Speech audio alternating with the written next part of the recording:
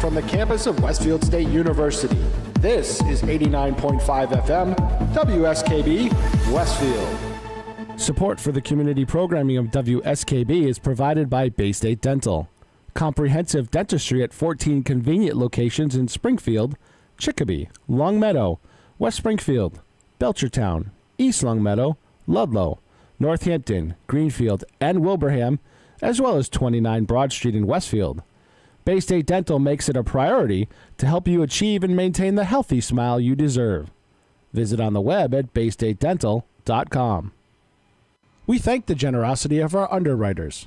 For more information, please contact the Westfield State Foundation at 413-572-8646.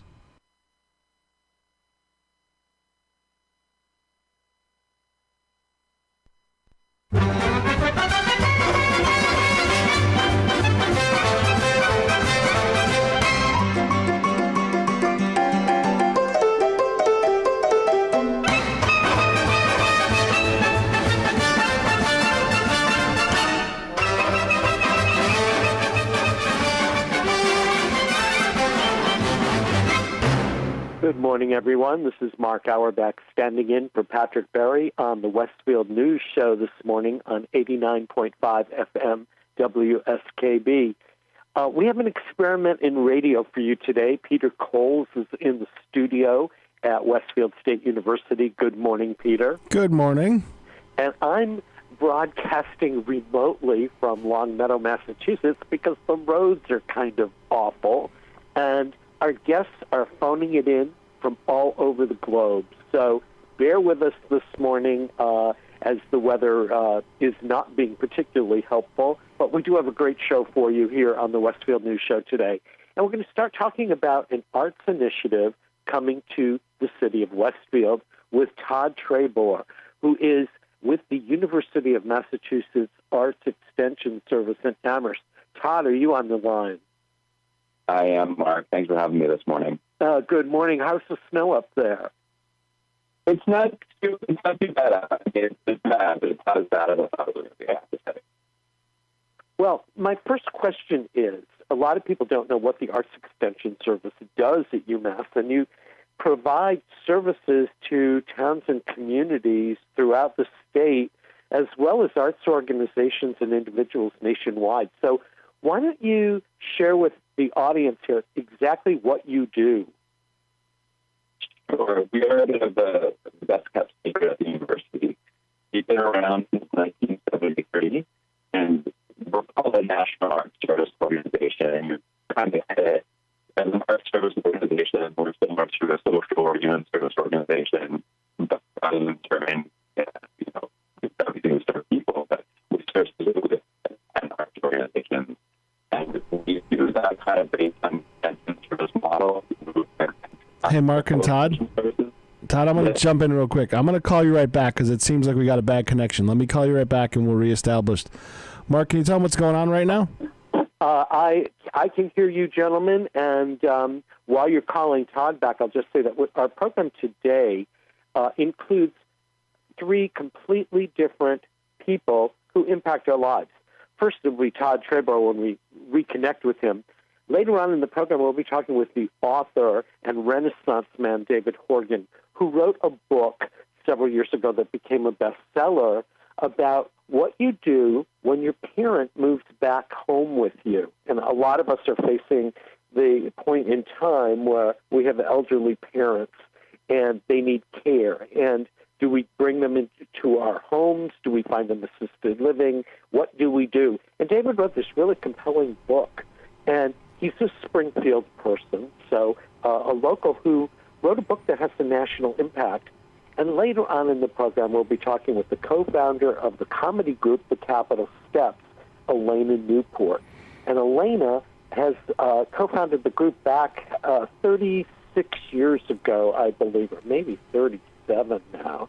And it's a political satire group that makes fun of Republicans and Democrats in equal amounts on Capitol Hill and other politicians around the globe, using music and musical comedy to make that happen.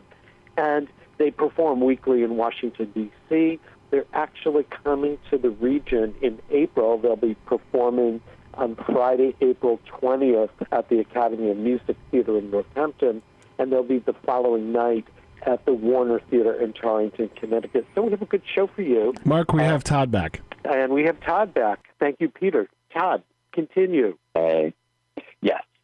So we serve artists and arts organizations by developing courses, workshops, and trainings for them, similar to an agricultural extension service and what they might do. And we've been doing that, as I said, since 1973. But we have also been functioning as the university's arts management program for about 7 years as well. So we offer courses for students on arts entrepreneurship, so helping them figure out how to have a career in the arts. We also offer courses on arts management, meaning helping them how to figure out, how to do the marketing for an arts organization, something like a, gallery or a symphony or a community arts organization, doing the fundraising, doing the financial management, all kind of the back-end business aspects of operating an arts organization. People say that the cultural economy, or they refer to it in kind of a bigger term, the creative economy in Western Massachusetts fuels communities. And people seem to talk about the fact that Northampton is a community that has been fueled by the creative economy. There are galleries all over the place, and small performances and larger performances. And now people are talking about the renaissance of Holyoke and the renaissance of Greenfield and Pittsfield. And, of course, in Westfield, there is a major attempt ongoing with a great community theater. There's an Athenaeum, and there are other programs. There's some galleries, but they don't have a large performing arts center, and yet creative people are living in Westfield because they want to and are looking for ways to boost the arts activity in Westfield. What can the Arts Extension Service do for that? Sure. So a fair amount. I mean, what we come in and do often, and what we're going to be doing in Westfield in the near future, is we come in and we offer tools to artists and arts organizations that help them do their work and that help them do it well, or that help them do it better. We offer, currently, we've actually been doing workshops for artists in our region on how to negotiate the public art process. So what we're seeing more and more is that towns and municipalities are trying to start their own public art programs. Figure out how to fund murals being done in their towns, figure out how to have sculptures built in their towns to create a sense of a more beautiful place. And they'll also do what you've said, which is, attract businesses and attract artists to their communities as well, because artists do such an amazing job stimulating the activity within a community. In Westfield next fall, we've actually partnered with Westfield on Weekends. We're going to be offering a community engagement for artists workshop on October 1st at the Renova Gallery. And that will teach artists in the Westfield community how to do their own community engaged art projects, meaning how to work with individuals in the community to do things like a mural project together, or how to work with individuals in the community who might not be artists on how to do art projects that reflect the interests or issues that they have in their community. So it's a way to, art is a great way to both beautify a place, and it's also a great way to create conversations among people as well. How do you tell a business person, or how do you advise a business that is clueless about the impact of the arts in their community? I know from personal experience, I'm very fortunate to be the arts writer for the Westfield News Group, and my publisher, Patrick Berry, is very attuned to the creative economy, and the Westfield News Group has been involved in sponsoring and promoting organizations regionally, from the Berkshire Film and Media Collaborative to the Springfield Symphony Orchestra and the Umass Fine Arts Center and Berkshire Theater Group. How do you convince other businesses that it's good for business to be an incubator for the arts? That's a great question. And really, it kind of depends on the individual business owner and their arts experience, certainly. but there is lots of data out there. You obviously generally talk to people with a combination of here's some data and also some stories as well. But there's lots of data out there that shows how much the arts stimulate economies, how every dollar spent in the arts brings $6 or $7 into a community. So having those kinds of conversations and having that kind of data present for people, the Massachusetts Cultural Council certainly has that data available as well. They've done work over the past, I would say, I think 10 or 15 years now through their Adams Art Grant program to establish creative economies in gateway cities and other cities as well, like Pittsfield and East Hampton, and the effects in those places is very palpable. So outside of making that kind of economic argument, it's then making kind of the personal argument as well. A lot of people, when you talk through it with them, can see how the arts have affected the lives of people personally that they know or people in their communities as well. And they might also notice the psychological impact of having more beautiful spaces, more welcoming spaces as well, and can see how that would drive foot traffic towards businesses.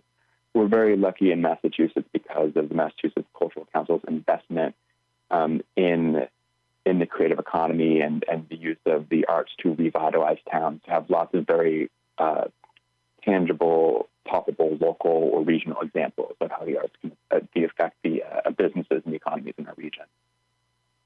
Now, you counsel a lot of individual artists, whether they're painters or sculptors or dancers or singers or what have you.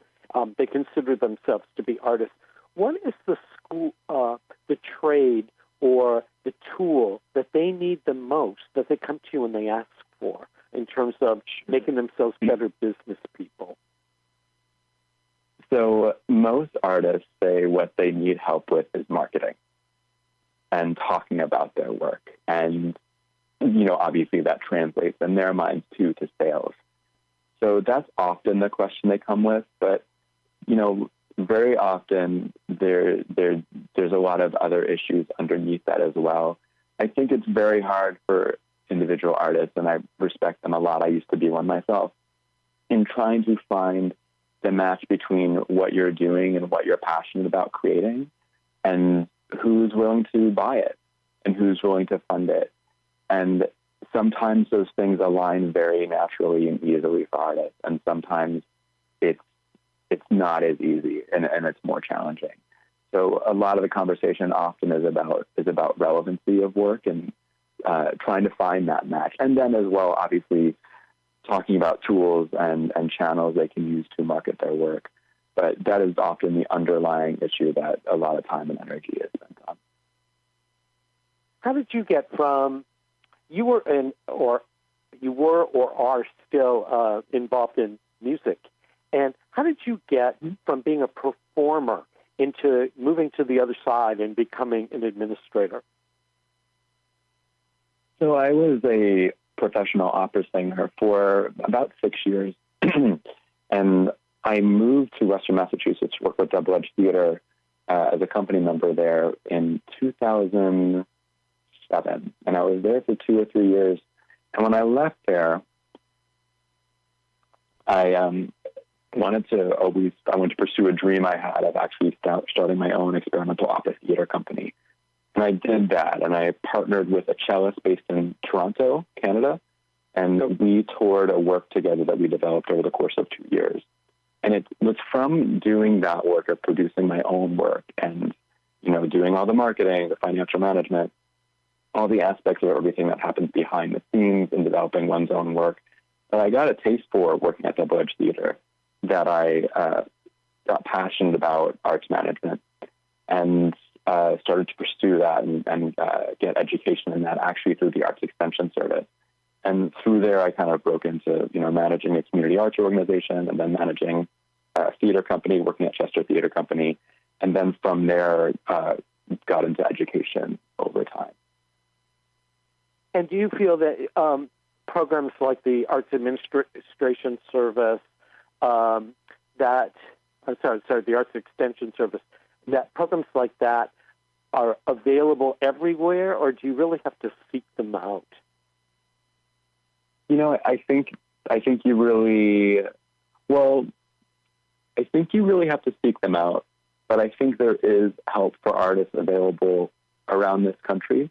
In our community, we're lucky that we have a local cultural council system in every town in the state of Massachusetts, which is a real strength of our state. And the degree of involvement of those local cultural councils in serving artists in the communities varies, but it's always a really great starting place. But yeah, it depends on where you are. I think our services are unique, and what we do is unique because we've been around for so long and we have so many varieties of tools. We have a textbook called The Fundamentals of Arts Management, which is the textbook in arts management that we've been producing now. It's in its 6th edition for years and years. And it has been it was a tool for me when I was first in arts management, because it's kind of the go-to handbook. That's really great. And then in terms of the specific arts services and arts trainings we offer for artists, again, it depends on your community if you can find them there.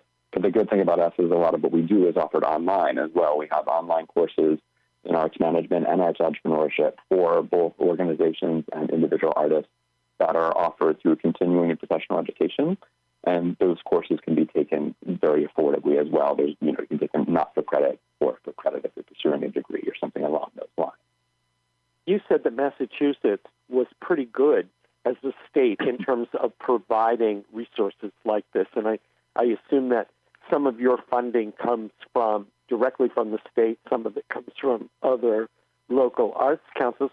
How does Massachusetts fare in comparison, like Connecticut or Vermont or other states? Are we doing a good job, or do we have a long way to go? Massachusetts is doing a great job, I'd say. Massachusetts actually, as a state arts agency, spends the most money per capita on the arts. I'm sorry, the 7th of the states in terms of the most money spent per capita. So it's the 7th out of all 50 states. So that's really great. And they do an excellent job also, not just supporting their organizations, but also asking them to support themselves. And I don't mean in terms of pursuing money per se, but in terms of advocating for themselves at the state level and the funding that they need. The state offers a variety of very innovative programs.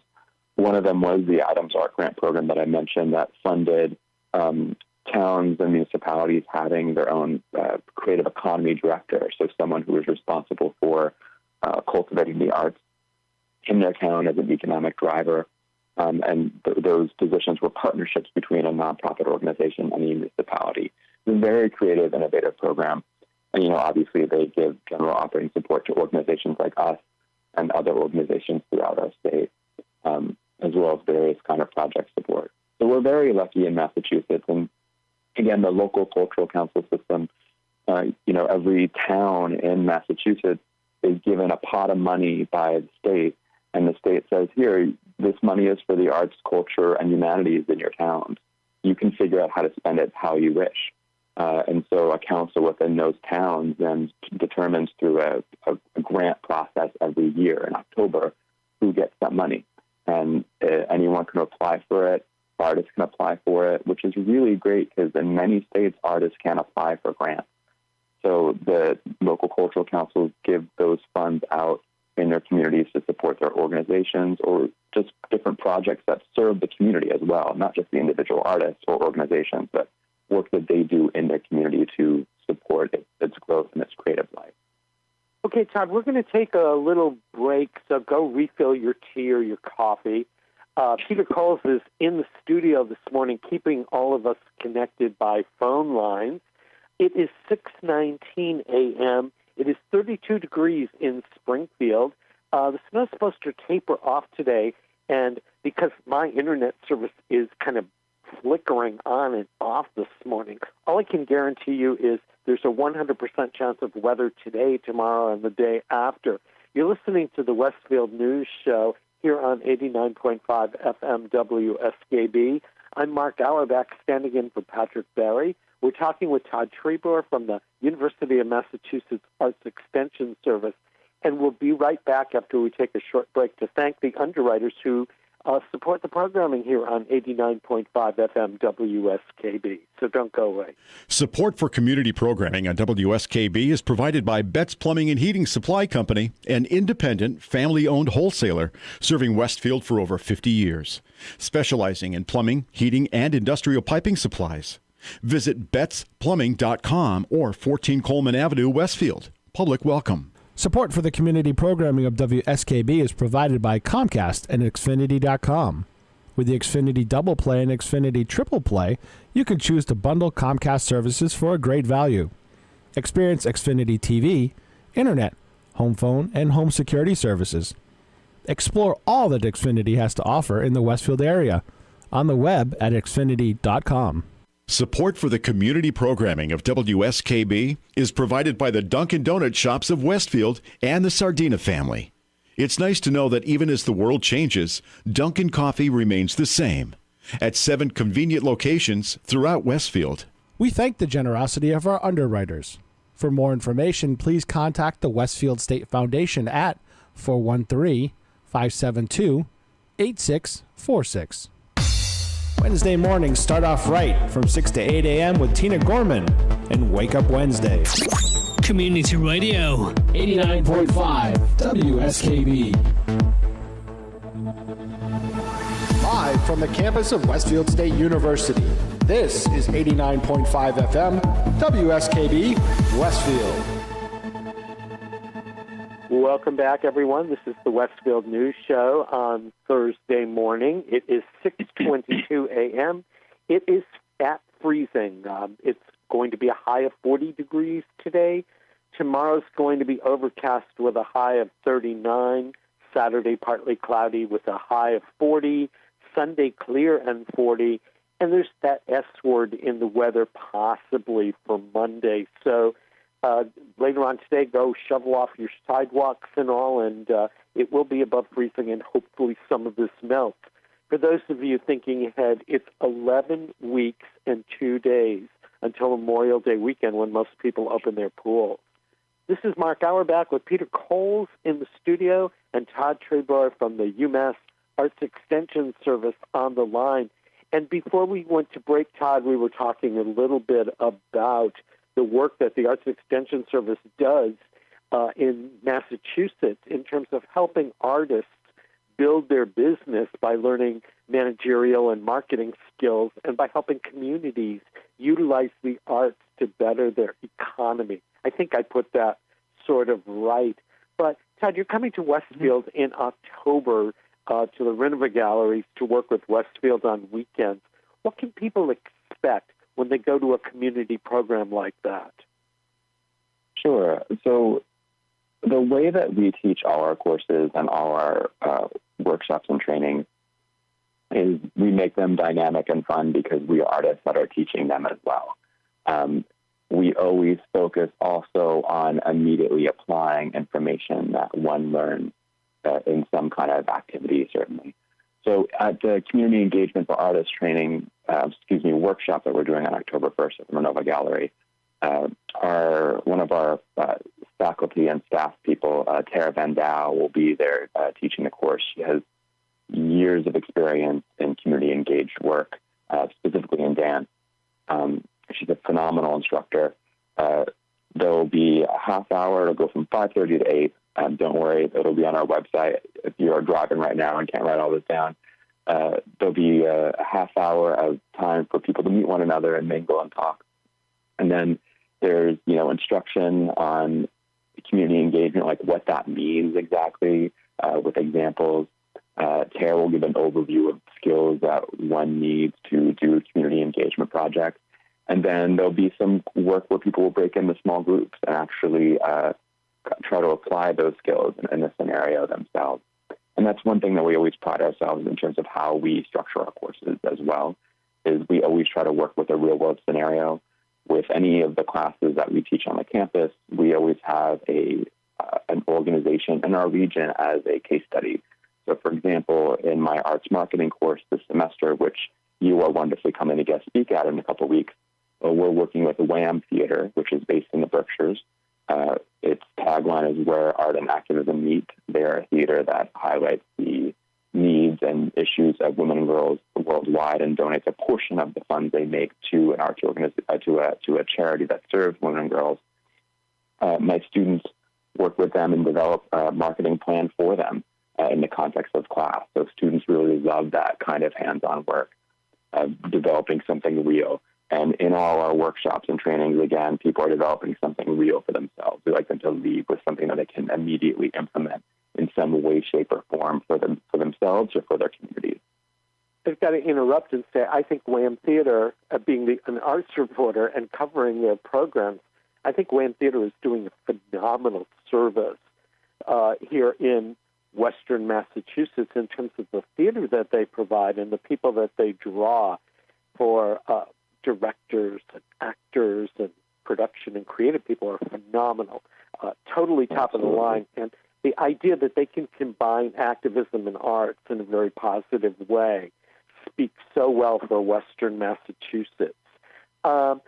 Let me ask you if you could give us some info. People that want to know more about the Arts Extension Service at UMass or this particular program coming to Westfield, what's your website and where can they go for more information? Sure. So they can go to Arts Extension Service, all one word, .org to find out more information about us. That talks both about our university work and then also about the work we do in the field. When they get to our webpage, we have, rotating front page slides that talk about, current programs. Going to the news section of our webpage is also where our events are listed, and you can find more information about our events that are coming up. The trainings that we're doing in the fall aren't yet officially posted as events, but there is an article about them there. You can easily sign up for our mailing list when you're at our website as well. There's a link at the top of the page and on every page to do so. And when you do so, you'll get email updates about all the programming and trainings that we have nationally and also locally. We do segment our mailing list as well to send things to local people that we were doing regionally that are more relevant to them. Now, you had said earlier that I was coming in to do a seminar for your students, which I'm really looking forward to, and I'm going to try to be more intelligent this year than I was last year or the year before.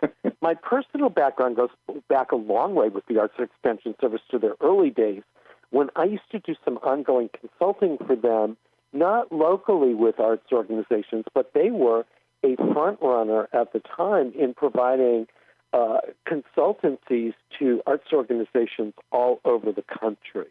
And the Arts Extension Service actually hired me to go to Kansas City, Missouri, with another staffer at Arts Extension Service, and to do a marketing plan for a citywide arts festival that had been launched and didn't do too well in its first year.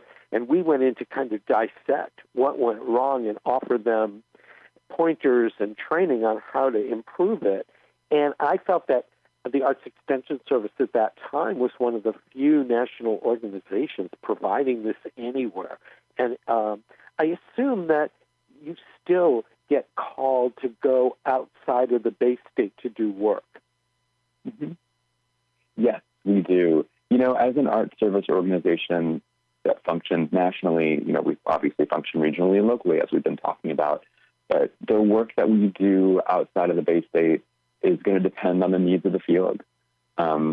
There's also more organizations who do the kind of work that we've done, because, as you said, we were really the pioneers in this nationally, but we do still do things with the Vermont Arts Council, for instance.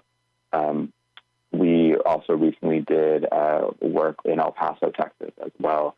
And as I said, we serve the needs of the field, and those change. When the economy went down in 2008, we were getting called on a lot by state arts agencies and other entities around the country to do artist and business trainings, which are weekend-long trainings that we offer, 2-day-long trainings for artists on how to build business and marketing plans to kind of help artists get back on their feet again. Recently, as I mentioned, we've been doing a lot of public art trainings. And again, that's both locally and regionally, but also nationally in El Paso. We did a 5-day training with their artists on how to develop proposals and shape one's work for a public art context. So, yeah, we're still working nationally. One last thing I forgot. My director, Dee Boyle-Clapp, who's been at the Arts Extension Service for years and is an amazing teacher and instructor, she's working with Assets for Artists, which is a program based at Mass MoCA to bring elements of our artists and business trainings to communities not just in Massachusetts, but also in Rhode Island and Connecticut as well.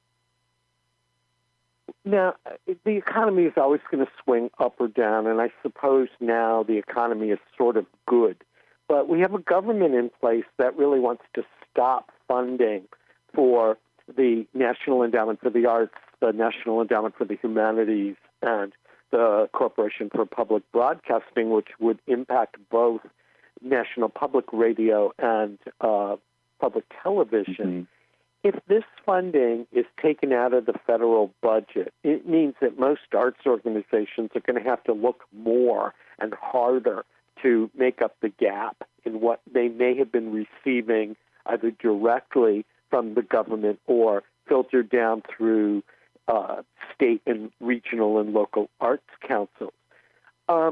Will these arts groups that we know of now that you deal with every day, will they be equipped to do that, or are they going to need additional training? I think that they will always benefit from additional training. I think that, especially in our region, we're a region that has a lot of creativity and a lot of ingenuity, but a lot of arts organizations, have small budgets and struggle with development and fundraising. So having, some money taken away from them will make it more challenging. I think that, we're here to definitely help assist in that and those fundraising needs and with those skills needed.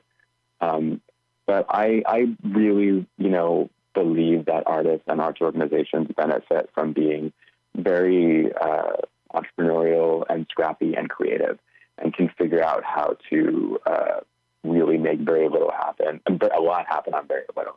So I think that if, in the event that the NEA was eliminated or had its budget severely reduced, arts organizations would continue to exist.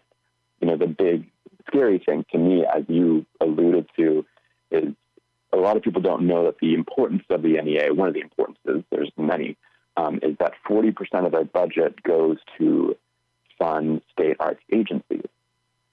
State arts agencies were only founded, most of them were founded only after the NEA was founded, because it was seen as kind of this cherry, we'll give you this money if you found a state arts agency.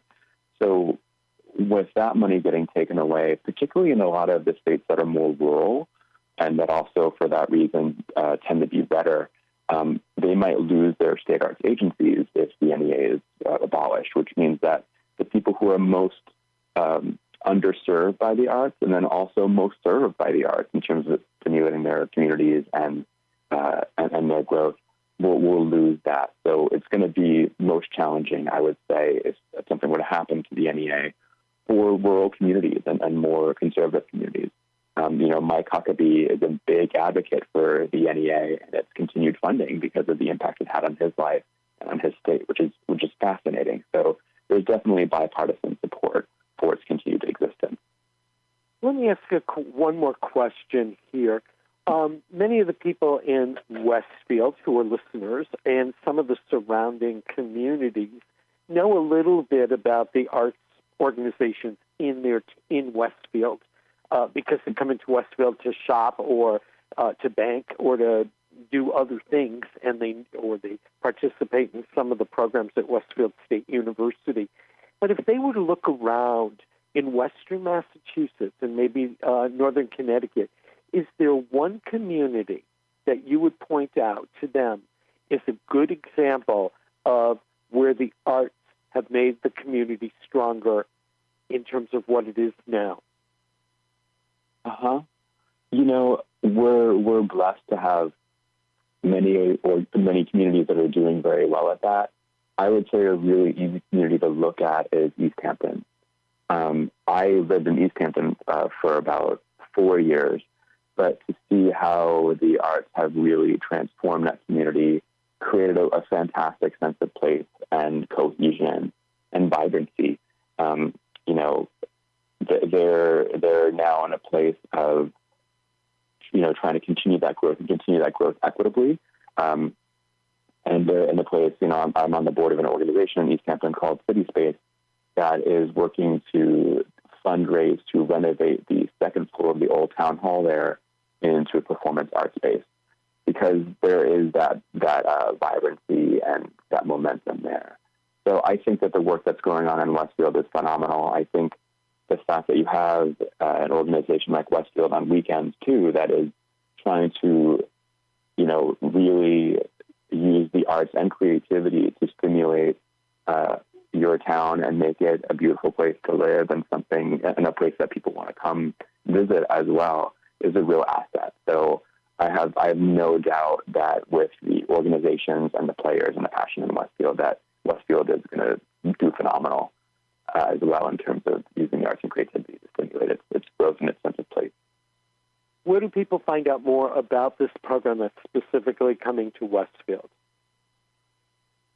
So on our website, there will be an event listing coming up on October 1st. That event I mentioned. The publicity itself isn't out there yet. I would say go to our website, sign up for our mailing list, and you'll get an email specifically about it. One thing to mention, too, is I mentioned Westfield on weekends. We're actually working with them in the latter half of this year on a hybrid business and strategic plan, because we offer those kinds of services to organizations and entities as well, to kind of help them figure out what the next 3 to 5 years are going to look like. And it's going to be a very exciting project. It's very exciting to hear the passion and the ideas that they have. They got some support from the Community Foundation of Western Massachusetts to do that as well. So yeah, to find out about what we're doing, go to our website and sign up for our mailing list, artsextensionservice.org. artsextensionservice.org. And I am really looking forward to the program that you're going to be doing in Westfield, and encourage all people, whether they're artists or musicians or dancers or gallery people, to participate in something like this, because there's a renaissance happening in Westfield, and the arts could be a major, major part of it. Todd Trebour from the Arts Extension Service at the University of Massachusetts in Amherst, thanks for getting up so early this morning and chatting with us here on the Westfield News Show. I much appreciate it. I appreciated it too. Thanks so much, Mark, and I'll see you very soon. Well, we definitely will be in touch soon. It's 6:38 Eastern Time this morning in Western Massachusetts, including Westfield, and we are cleaning up after the remnants of a winter storm, which arrived in March. People do say March comes in like a lion. We're going to take a break to thank some of the underwriters who support the Westfield News Show here on 89.5 FM WSKB. And we'll be back with David Horgan, who's kind of a renaissance man, who is an author and a musician and a marketeer and a filmmaker and a videographer. And I am looking forward to chatting with him. Peter Coles is here this morning in the studio. How you holding up, Peter? Just fine. And you're pushing all the right buttons to keep all of us together from miles apart in the snowdrifts. And I thank you for doing that. We're going to take a break, and we'll be back more with the Westfield News Show. Don't go away. Support for the community programming of WSKB is provided by Westfield Bank. For more than 160 years, Westfield Bank has been an important community presence and commercial leader in the Pioneer Valley. With convenient full banking services in Westfield, West Springfield, East Longmeadow, Agawam, Feeding Hills, Springfield, Southwick, as well as Enfield and Granby, Connecticut, visit us on the web at westfieldbank.org. Support for the community programming of WSKB is provided by Commercial Distributing Company of Westfield. Now in its third generation of family ownership, Commercial is one of the premier beverage distributors of Western Massachusetts. The Plasek family and the staff of Commercial Distributing wishes you good times throughout the year and urges you to drink responsibly. Support for the community programming of WSKB is provided by the Barnes & Noble College Bookstore at Westfield State University, right here in the Ely Campus Center. Whether you're a student, faculty member, or friend of the university, it's the place to shop. Everything from Westfield State t-shirts, sweatshirts, and gift merchandise to all of your academic needs. Offering textbook materials in new, used, ebook, and rental formats. Visit the bookstore on campus or online at www.westfieldstate.bncollege.com. Support for the community programming of WSKB is provided by Wally Computer Associates, one of the largest technology providers in North America. Headquartered in Southwick, Wally provides all of the products and services that you'd expect from a world-class technology partner to schools, colleges, businesses, as well as state and local governments and agencies. Wally Computer Associates, meeting all of your technology needs. On the web at WCA.com. We thank the generosity of our underwriters. For more information, please contact the Westfield State Foundation at 413-572-8646. Discussions of local politics, events, happenings, and miscellany potpourri. Ken's Den, Tuesday, 8 to 10. Live from the campus of Westfield State University, this is 89.5 FM, WSKB, Westfield. Welcome back, everyone. This is Mark Auerbach in the Westfield News Show this morning, where it's 32 degrees in Westfield. We're picking up from the remnants of a snowstorm, and there's going to be a little more white weather coming up at the beginning of next week. But get outside today. It looks like a winter wonderland out there. I just checked during the break. And I'm phoning it in this morning from Longmeadow. Peter Coles is in the studio in Westfield at Westfield State University. And we appreciate our guests for phoning it in this morning because the roads are just not the best. So if you haven't gotten a school delay and you need to get to work, give yourself a little bit extra time. You can find out what's going on in Westfield this morning online at thewestfieldnews.com, and we hope you'll take a moment during your day to check out what's happening. They have information about a Westfield missionaries left a lasting legacy in Hawaii, the Retire the Fire electrical and home heating safety program, presentations on alternative learning days given to the Southwick School Committee, and Roots Owner Questions traffic report on proposed school. That news, information, sports, arts and entertainment, and stuff that's going on in the hill towns. All today at thewestfieldnews.com. Here in the studio is Peter Coles. Peter, how's it doing this morning? Doing well. The main roads are not too bad. It's the side roads that are the problem. My side road got plowed once sometime overnight, and there was another 2 or 3 inches on it. So that's the big thing. I know there's a 2-hour delay, I think, for the schools in Westfield. I don't know about the campus here, but yeah, it's the side roads that are a problem. They couldn't keep up with them overnight, but the main roads are not too bad. So still, it's a good idea to give yourself some extra time this morning. But it's going to go up to 42 today, Mark. That's great. I mean, it's going to melt some of the stuff away, but I've got to say that we really haven't had a lot of snow this winter compared to some of the others.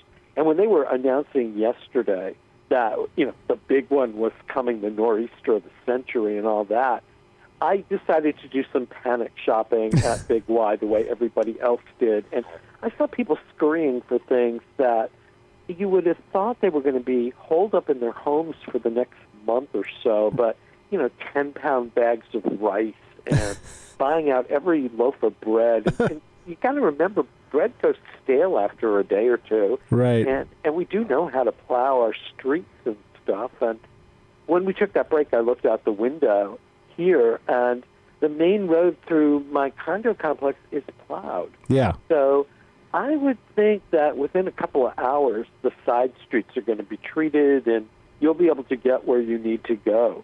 Absolutely. But our next guest, moving ahead here, our next guest is sort of my idea of a Renaissance man. His name is David Horgan. And I know David because we did some work together a couple of years ago at the Berkshire Film and Media Collaborative, and he was doing some really cool film and video making with school kids. And somebody else said, no, David Horgan is really a top-of-the-line musician. And a third person said to me, did you know he wrote a best-selling book? And somebody else said, but wait, he's done this. So, David, first of all, welcome. Good morning. I don't know how I can follow that. Yeah, but you are the Renaissance man. So tell me, before we talk about your book, tell me what you do and how you got to Western Mass. Well, my career started working with the young Will Smith. That was back in the days when nobody knew who he was. My partner and I were doing music videos right out of college, and it was just that serendipitous time where, they were doing all these music videos. They were experimenting with young artists, and, Will Smith just took off. His music videos were going crazy. Next thing you know, we have Quincy Jones calling us saying, I got to get this kid his own TV show. So we found ourselves, filming that opening of The Fresh Prince of Bel-Air. We're in West Philadelphia, and we're in Los Angeles, and, some of the shots we had legitimately gotten permits for. Some of them, like the Hollywood sign, we just kind of ran up there and got a shot of him, just off the cuff.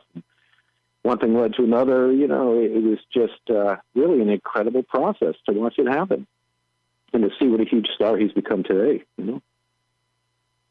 Then what brought you here? Well, I'm originally from Western Massachusetts.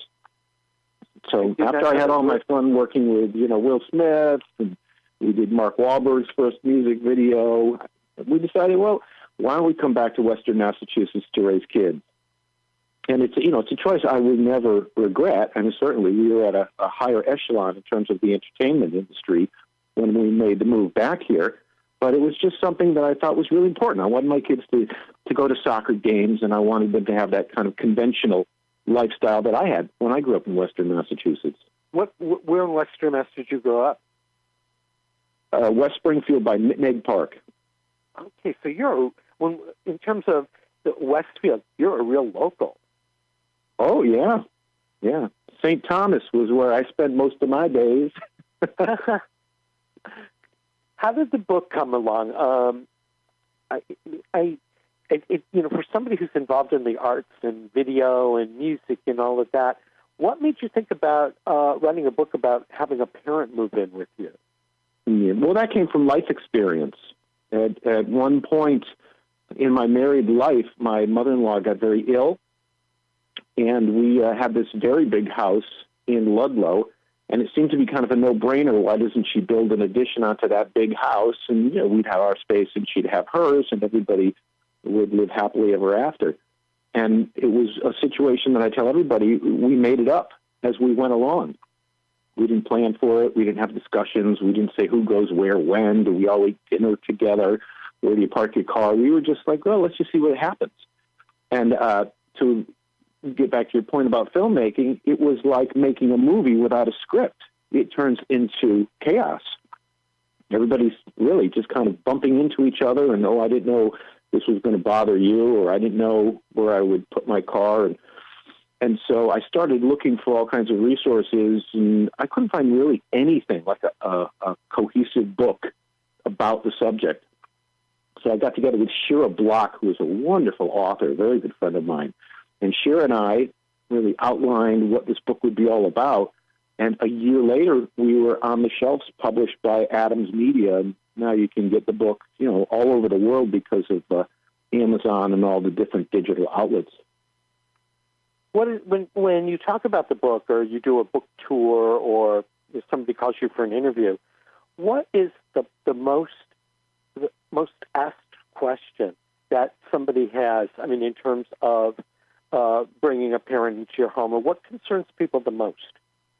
Yeah, I think everybody wants to know about how do you really live together for a period of time. And the big answer is boundaries. It's so important that everybody etch out real boundaries in the beginning. When I tour with the book, I'll tell groups that they should buy 2 copies, one for them, one for their parent, and both read it, because it ends up working almost like those, these sex guides that parents will give to kids because they don't want to have these uncomfortable conversations. That's what the book ends up doing. It maps out the kind of privacy that is going to be essential on both sides, because you may not want to come home one day and realize that your father-in-law is joining you not only every night for dinner, but then sitting down with everybody as you're watching TV. Sometimes that's kind of an uncomfortable situation. It's one thing if a parent is visiting and they're there for a week and you do all that. Well, they like to watch Jeopardy, so, we'll watch their show. But what if this is your everyday life? You come home, you want to complain about work a little bit, you want to talk about this and that. You might not feel that comfortable with that person in the room, and you also might not feel comfortable saying, listen, do you mind going back to your place and leaving us alone for a little while? You see what I'm saying? Yeah, I mean, I can only imagine because my father, bless his heart, is 99 and still getting around to some degree, but he's had health problems. And I think, how would I ever cope with him under the same roof? And we haven't lived under the same roof since I was a teenager. So that's right. Certainly times have changed and people's personalities change and things like that. Are there agencies and groups around that can help somebody who is considering bringing an elderly parent into the house? Believe it or not, there really aren't agencies that deal with that, which is the reason that we wrote this book. As I said, you can find agencies that discuss moving into some form of housing and keeping your parent in their own home, that's the best thing, is to keep them in their own home as long as possible. But the moving of a parent into someone's home is basically everybody's backup plan. When they hear that the parent isn't doing so well, they think, well, look, if worse comes to worse, I'll just have them move in with me. And it is such a big decision, and it's not something that really should be a backup plan. It's something that if you're going to do it, you really think it through. And you just have to, you have to have those difficult conversations about privacy and boundaries and who goes where when. You talk about moving your dad in with you. I'll bet you didn't even think about the role reversal, that you would now be like the parent and your dad would be like the kid. What a difficult dynamic that is, right? Yeah, and for people our age, that becomes the dynamic where, our parents brought us up and raised us, and now we're the ones that are the caregivers and looking after the parents. Right. It is a complete role reversal. I don't know. I think constantly about what I would face if I had to move my father in with us. It would involve so much transition and resilience for so many people. I always think it would be the last solution. Yeah. But they had me come into Reed's Landing several years ago, and the conversation was really about, instead of moving a parent into your house, why don't you check out assisted living, because it has come a long way. And a lot of the things that I brought up when my mother-in-law moved in with us, she was looking for people to hang out with. She was looking for that security. She was looking for social aspect, etc. And we were a young family taken off to the Cape every weekend. Kids had soccer and practice, and we were leaving the house a lot. So she really wasn't getting the social interaction that she thought she was going to get. And when we were going on the weekends, she was all alone. So I think people tend to look at assisted living as, oh, no, that dreaded nursing home where they're going to leave me in a hallway. It really can be more beneficial if you go to a nice place where they have social activities and you're with your contemporaries. Even though it sounds cozy that you're going to be with your kids and grandchildren, people are better off with their contemporaries in terms of conversations and having someone to be social with. I agree with that. When I go to see my dad and some of his friends, and he's kind of like the oldest in his group, the survivor, so to speak. They talk about things like World War II. They're reading books about World War II, watching films about a period of time that none of us particularly relate to. But he's much better off talking with people his age about things that he lived through, that they lived through, than he is hanging out with someone my age that's had a completely different life experience. That's right. That's absolutely right. So, I mean, it's a serious decision. we're going to take a break in just a moment or two here to thank the underwriters that bring this on, but let people know you've done filmmaking, you've done music, you've written a book. Is this the only book that you've written, or have you written others? Yeah, that's the only one that's published. I also work as the director of advertising for the Pride stores, and they sponsor my inner city kids when I teach at the Springfield Conservatory in Springfield, Mass. So Bob Bolduc, he gave away that $50,000 when he won the lottery commission, and he's been very good about sponsoring my educational classes. So I bring all of that, the music and the writing and the marketing together, and it works out really well, when I'm teaching the kids at the Springfield school. So do you consider yourself a Renaissance man, or did I label you that? Somebody else called me that. I think it was Ann Burke. I've never really thought about that term when you say Renaissance, but sure, I'd like to think of myself as more artistic than business, but I have learned that if you're an artist, you have to be a business person, or, you're going to starve. No, that's probably the most important lesson any artist can learn. And our first guest, Todd Trebour, from the Arts Extension Service, was talking about that. And they're doing a program in Westfield in October with the Westfield on Weekends group to help artists become business people and therefore part of that big creative economy that you and I both live and work in. And Yep. I think it'll help the community of Westfield build itself up in the same way that you've done projects with kids in a variety of communities here to build them up.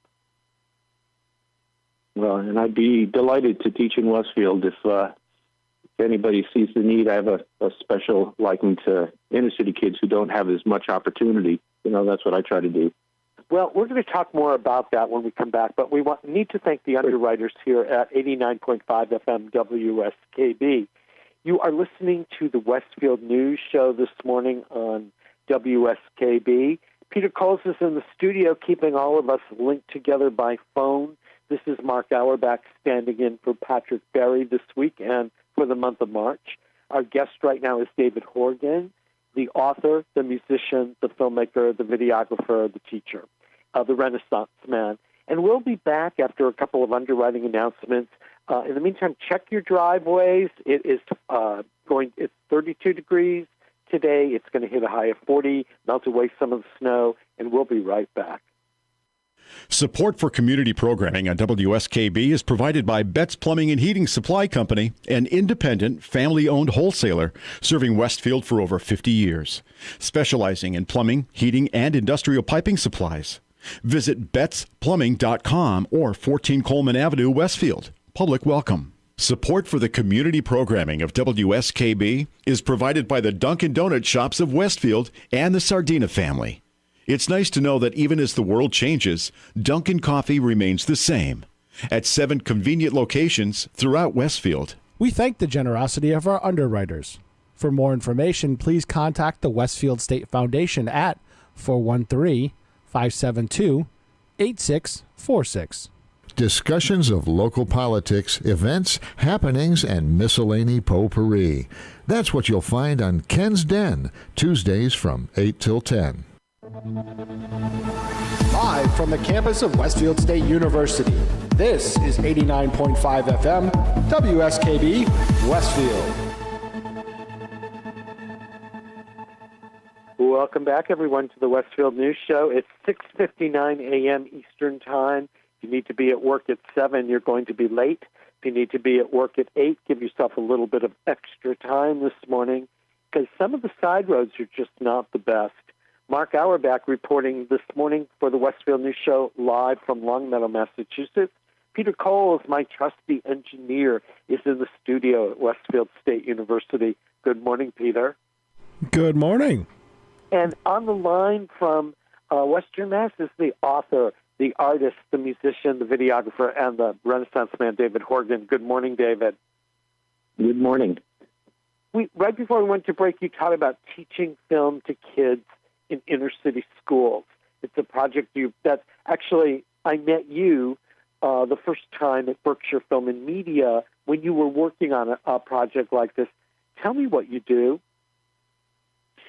Well, that work started about 8 years ago. There was a company out of Holyoke that started a Project 13 inner city initiative. And part of what they were interested in was the media portion, where I can teach kids filmmaking and incorporating music making with filmmaking. And we started in some of the really tough schools in Holyoke and had remarkable results. We were seeing kids who didn't even want to come to school, who were coming in just to participate in the program. And it started to grow. And next thing you know, we're developing that campus in Springfield that became Commonwealth Academy. So we went from this small program in Holyoke to what is now a prep school for inner city kids in Springfield. And that's where McDuffie School used to be, right? It used to be McDuffie, yeah. Just as we were structuring our plan and introducing students, we did a summer film program there. That hurricane had struck just before the closing and demolished the roofs off so many of the buildings. So it was a real challenge because we were trying to, get our first group of students in there and do the cleanup kind of simultaneously. But I've been doing that work for about 8 years. It's very rewarding now because I see students who had started when they were 13 years old, and now you can see the kids who are graduating and kids who are going off to college. So that's the nice thing about hanging in there. You get to see the long-term results. What kind of so now we're in the Springfield schools. Yep. What kind of skills does a kid pick up when they learn to make a film? I'm glad you asked that, because I'm always talking to the students about when I went to high school and that I had to pay attention in English class so that later on I'd have script writing skills. And the reason you pay attention in math class is that you might find yourself working on a budget for a commercial, for a feature film, or even for a record contract. All those record contracts are based on percentages. And I say to the kids, if you don't know your percentages, you're going to get cleaned out. There's a reason that we are studying what we're studying in high school. It's not just because a bunch of grown-ups got together and said, you got to learn this stuff, and that's it.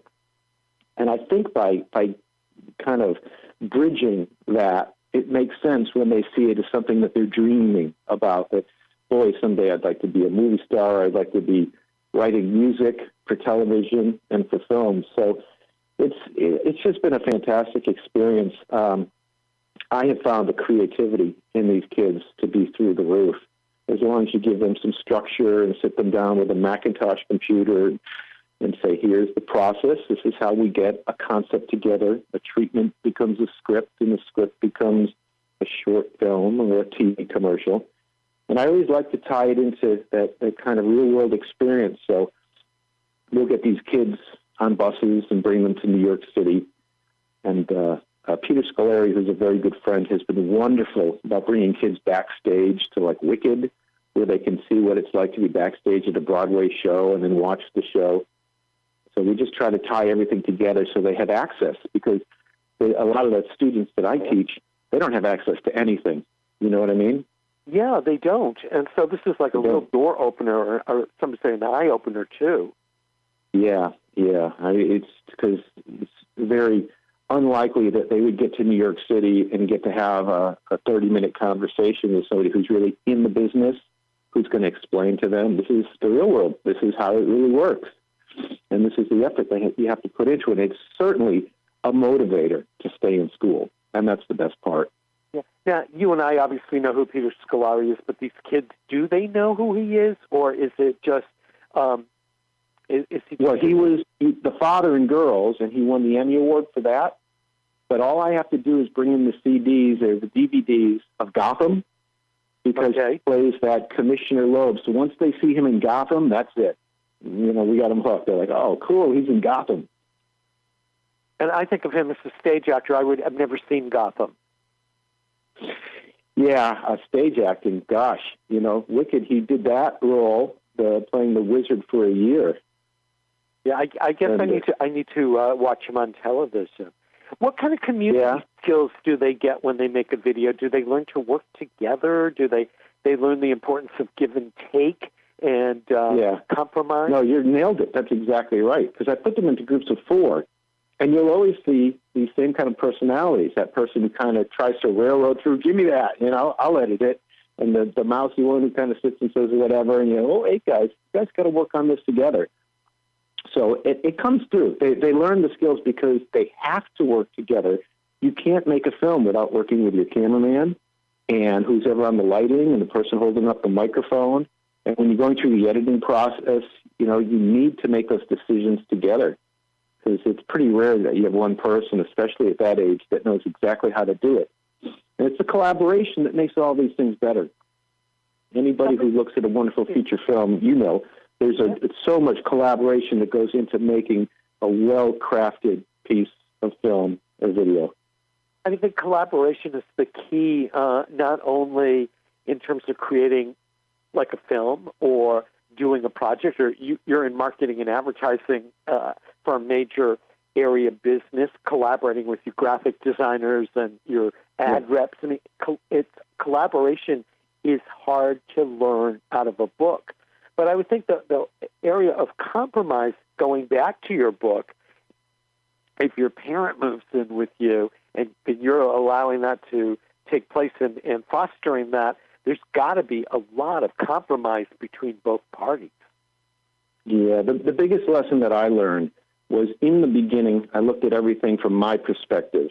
It was what was happening to me. How was my life being changed, and it felt as though everything was working against my original plan of the family dynamic.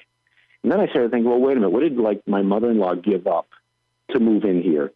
And, she used to love, she would garden in the yard of her house and put all kinds of decorative items. And she really, really enjoyed doing that as a therapeutic thing.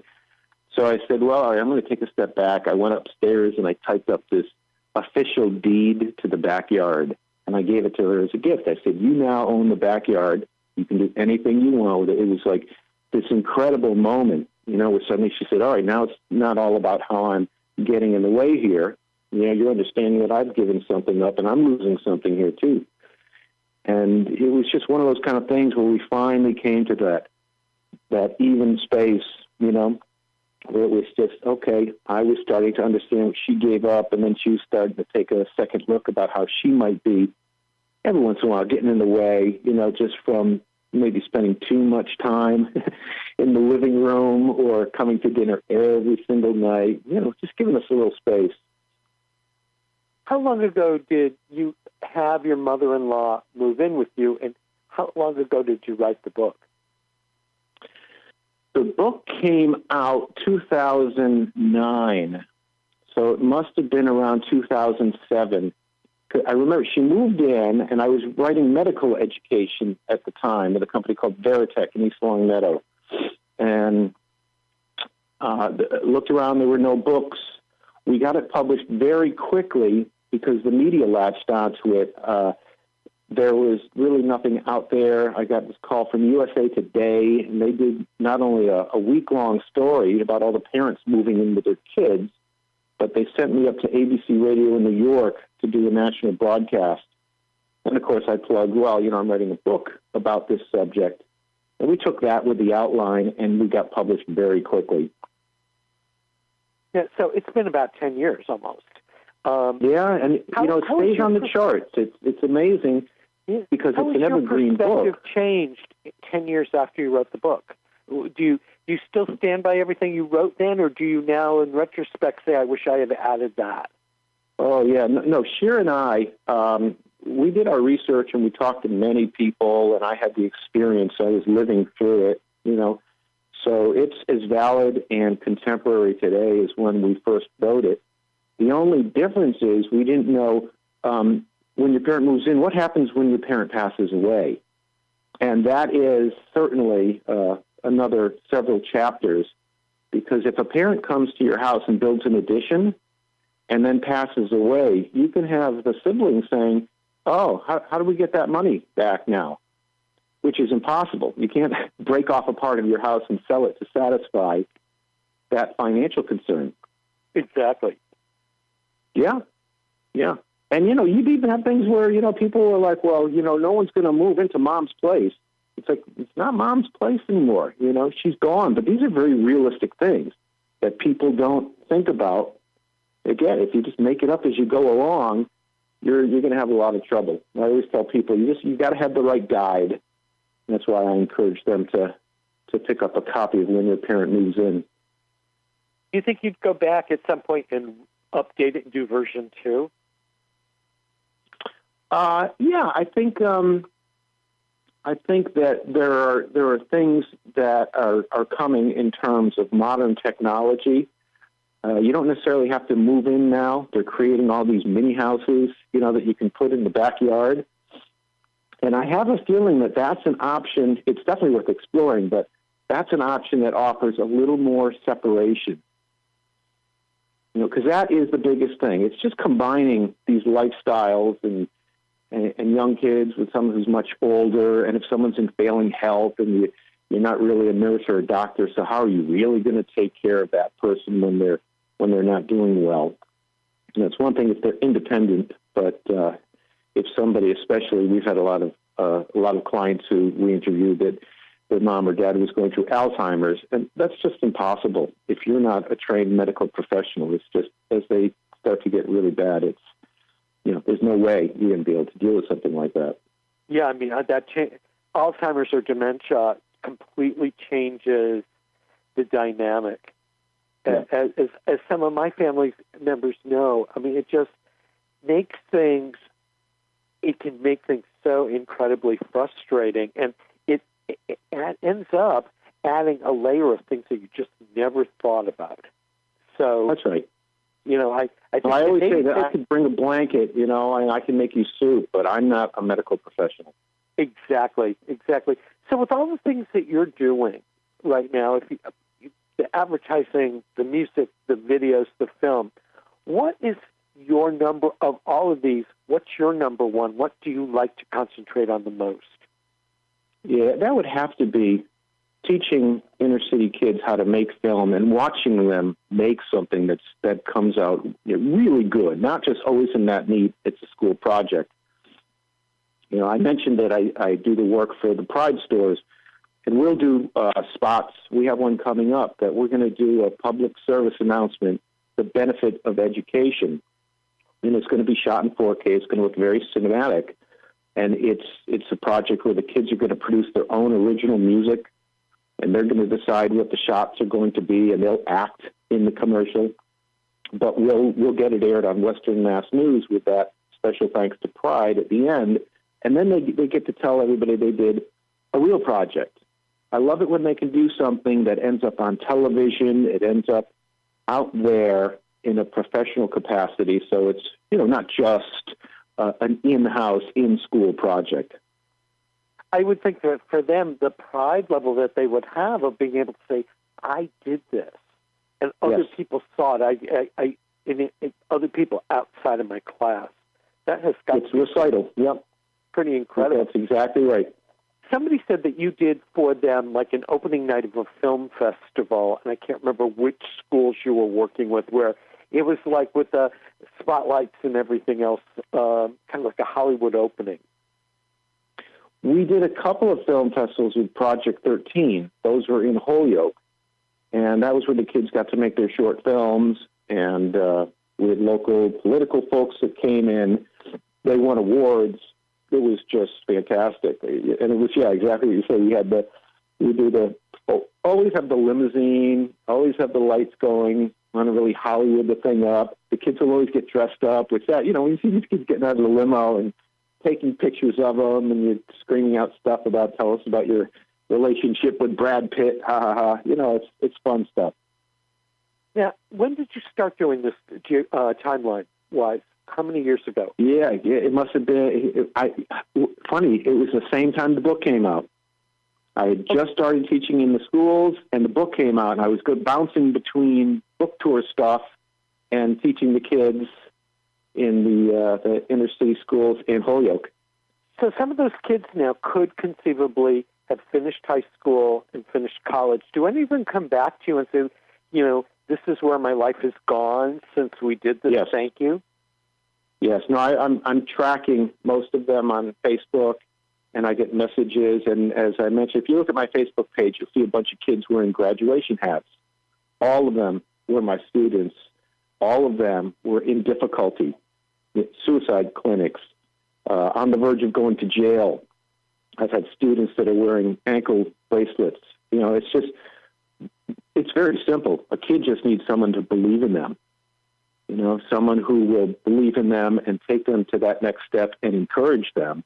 And then suddenly you find the arts are the best way for me to do that, because the creative expression comes out and it's validated and it's seen somewhere in some kind of recital.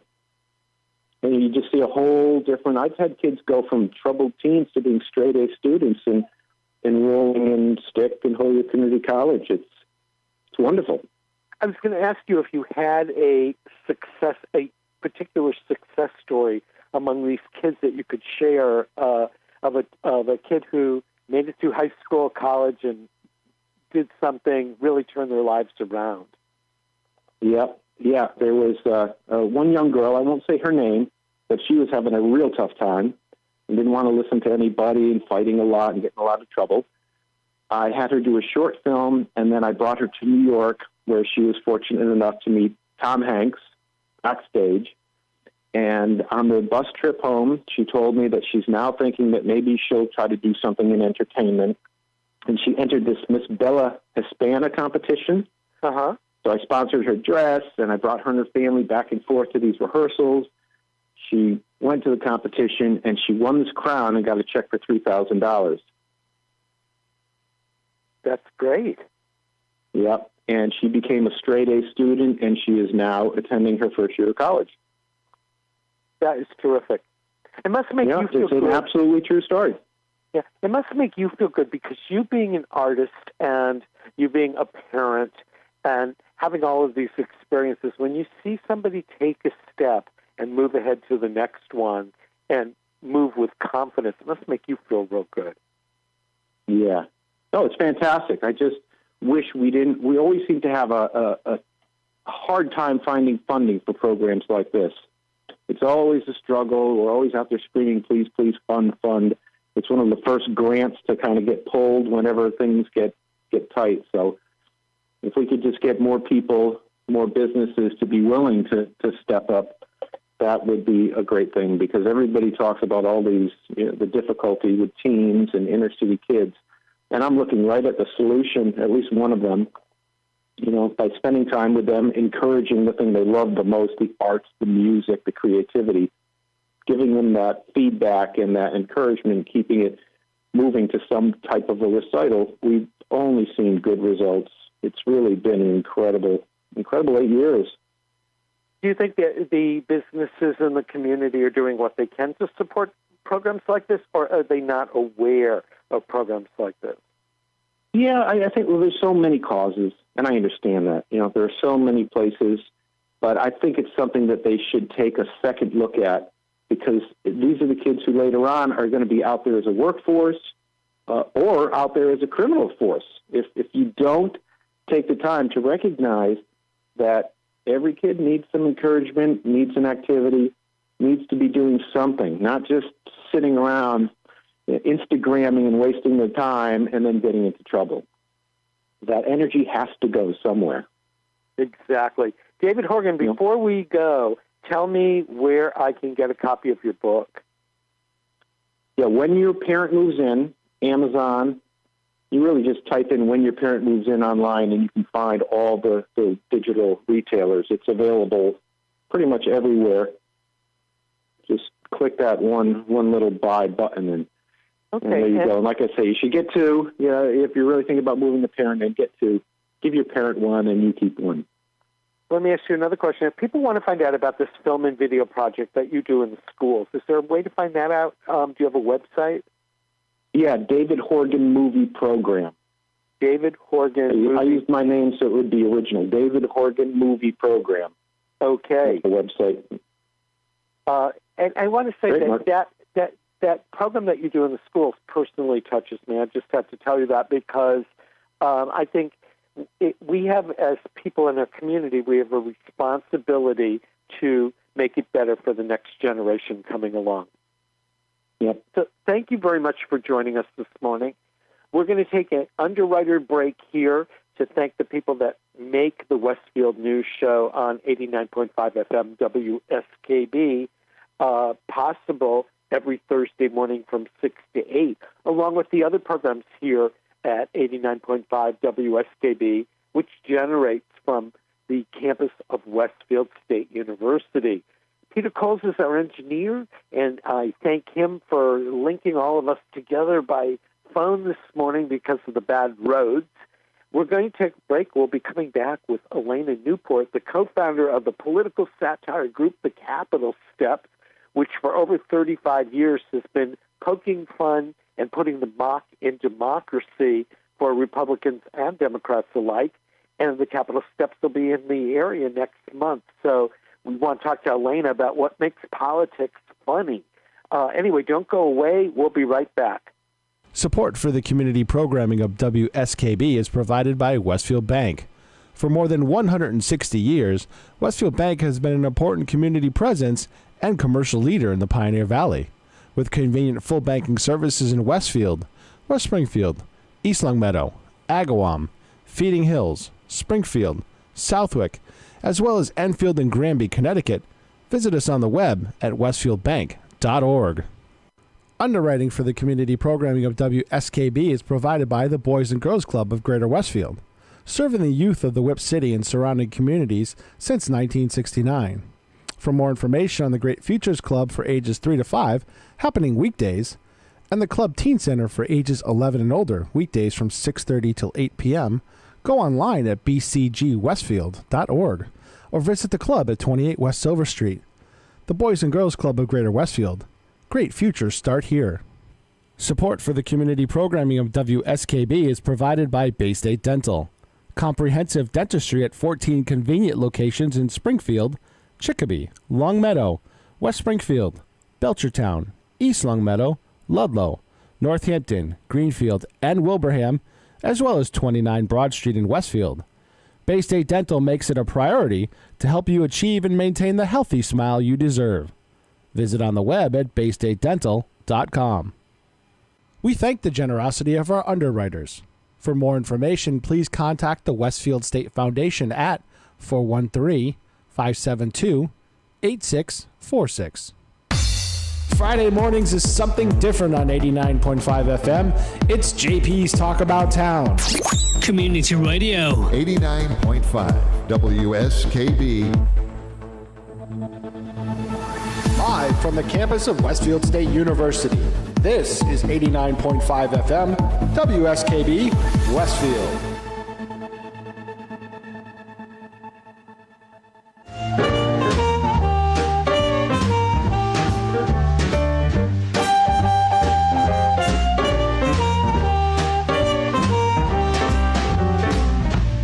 You ain't gotta worry, it's an open invitation. I'll be sitting right here real patient. All day, all night, I'll be waiting, stand by and stop because I love it. Hate the way I love you all day, all night. Baby, I'm addicted for life, no lie. I'm not too shy to show I love you. I got no regrets. I love you much too hide you. This love ain't finished yet. This love ain't finished yet. Baby, whenever you're ready, when you're ready, come and get it. Na na na na na na na na na na na. When you're ready, come and get it. Na na na na na na na na na na. When you're ready, when you're ready, when you're ready, come and get it. Na na na na na na na na na na. You got the kind of love that I want, let me get that. And baby, once I get it, I'm yours, no take backs. I'ma love you for life. Welcome back, everyone, to the Westfield News Show here on 89.5 FM WSKB. I'm Mark Auerbach, standing in this month for Patrick Berry. Our guest between now and 8 o'clock is Elaina Newport, the co-founder of the Capitol Steps, the political satire musical group which has been around for 3 decades and will be in the area doing a quick tour through Western New England on April 20th at the Academy of Music Theater in Northampton and on April 21st at the Warner Theater in Torrington, Connecticut, both within an easy drive here of Greater Westfield. Good morning, Elaina. Good morning. Glad to be on. Did you have a nice nor'easter down in Washington today? We have the hot air down here from the politicians that kind of kept us from getting it. So, well, you're very lucky. You're very lucky. First of all, thanks for getting up so early and joining us. I know that we had to send a barista down to pour some coffee for you before you got to the phone. Yeah, you tried doing it through the phone lines, but that was a little messy, so that was very nice of you. Thank you. Oh, my pleasure. Listen, the Capitol Steps has been around for 30-something, I want to think like 37 years, am I right? It was 1981 at a Christmas party, a Senate office Christmas party when we started, and at the time I was an egg. I was very little. I was, because I don't want anybody to do the math out there, but I was very young, and we were working for Senator Percy from Illinois. Now, Senator Percy was one of those Republican moderates you don't find in the wild anymore. You don't see them. But we were putting on just the entertainment for the Senate office Christmas party and making fun of the new president at the time, who was Ronald Reagan, and our bosses, and thinking we would get fired for doing it or asked to stop or both. And nobody did ask us to stop, so 36 years later, we're still going. And it started as just a group of staffers, and now it's a big business when you think about it, because you've got how many troops of players touring the country at any given time? Well, we can have 3 shows going on at once. We always have our show here in Washington, D.C. at the Ronald Reagan building. Everything in D.C. is named after Ronald Reagan, by the way. That's right. So you fly in, land at the Ronald Reagan Airport. Right. I think someday they're going to rename the Lincoln Memorial the Ronald Reagan Lincoln Memorial, but, we won't get into that. So, we perform every weekend here in D.C., and then we also have a troupe that can travel. We mix it up. Sometimes it's the same people that are traveling. Sometimes the D.C. troupe is out on the road. So we mix it up, and we have shows here. And then, as you said, we're coming up to Mass and Connecticut and on a mini tour. And you're going to bring some spring and cherry blossoms and all of that with you when you come to Northampton and Torrington, correct? Well, I think you really do just have to, get out and do something, entertain yourself, get out and laugh. I mean, really, after a long winter like this, sure. Yeah, I know it's been a long winter for you in Washington. You could just imagine what it's like up here.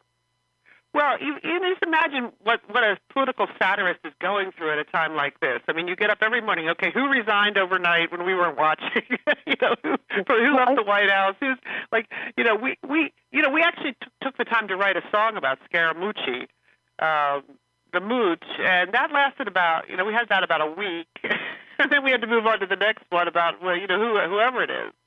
I asked some people, they say, well, gee, if you're going to talk to Elaina Newport on the air, you've got to ask this. The political times seem to be their most troubled in many recent administrations. How do you pick and choose what you're going to write about and what you're going to leave off the table? That is really hard because, you think a story is very big, like, okay, we pulled out of the Paris Climate Accords. We had a song called "We Warm the World," and we did that, and then nobody was thinking. Like 2 weeks later, nobody was thinking about the Paris Climate Accords. We were on to whether the world was going to suffer from nuclear holocaust, and writing a song about Kim Jong-un. And it is very hard, but we just try to take our best guess, and the audience is always the judge. If something's on their minds and they're laughing, the song stays in the show. Do you have to change the show at all when, for example, if you're in a red state versus a blue state, or are you an equal opportunity offender, as they say? Well, the party in power is always funnier. That was true during the Clinton years. It's true now. But we have, of course we have Donald Trump songs in the show, but we also have Elizabeth Warren in the show, we have Nancy Pelosi in the show, we have Chuck Schumer, Bernie's not staying quiet, so we've got him in the show. So there's, we do try to get everybody, and I hope everybody leaves thinking, okay, they got the guy I didn't like in the first song and the guy I do like in the second song, and I had a good laugh. Does it make it difficult for you as one of the writers to decide, well, I'm not going to go there with that particular person, or that person shouldn't be satirized, or is it all fair game? Yeah, we do try to get everybody. I mean, I do have a weird job. You touched on something here, which is I can't listen to the news and think, is this good for the country or is this bad for the country? My thinking has to be, is it funny and what rhymes with it? That's what we love. We love easy rhymes. Like we love people like John Kerry was great because everything rhymed with Kerry.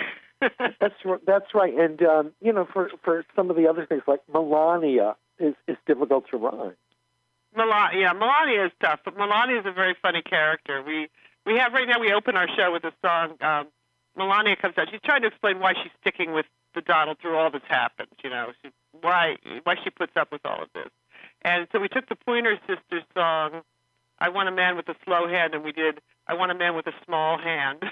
So we decided that she really loves the small hands. That's really what keeps her with them. And we should tell people that as we're talking, or after we're talking this morning, you can go to the website of the Capital Steps, which is capitalsteps.com.